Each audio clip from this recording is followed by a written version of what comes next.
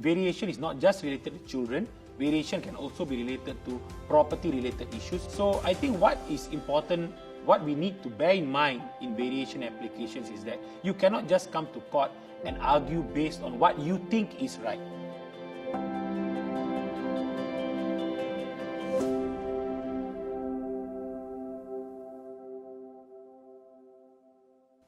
Many a times people come to court even after finalizing their divorce in order to change the court orders.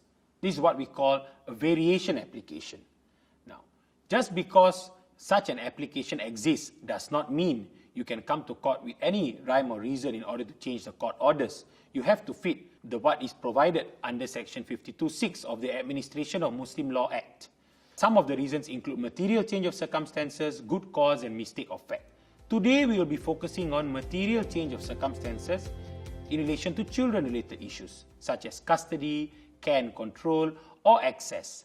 Now, let me give you one example.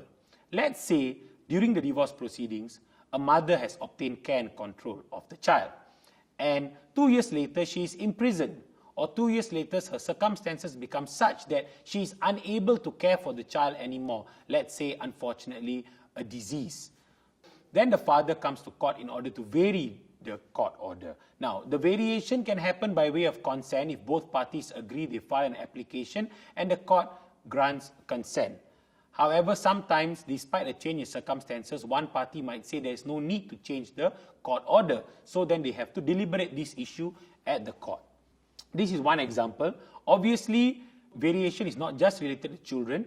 Variation can also be related to property-related issues. For example, the court decides that the house should be sold. However, after 2 years of trying to sell the property, they are unable to get a good valuation, or they are unable to find a buyer, for example. Such scenarios exist.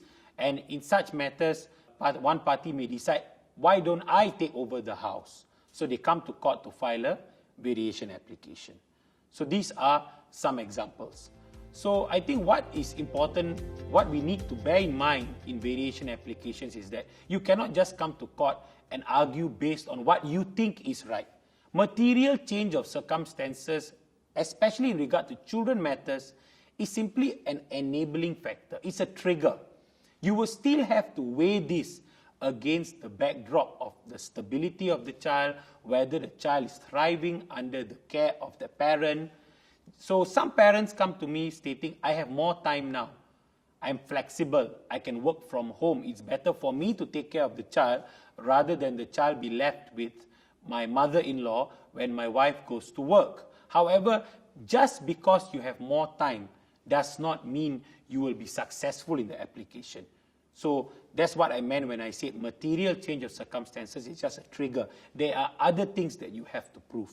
The general golden thread in any applications involving children is that the welfare of the child is of paramount importance. This is the same whether it's in the Sharia court or whether it's at the family court.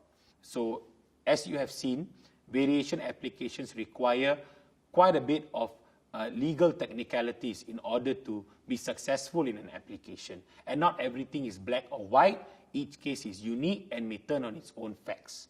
So we would strongly advise to seek proper legal advice and read up more about your case and consolidate evidences before proceeding to file any application. Thank you.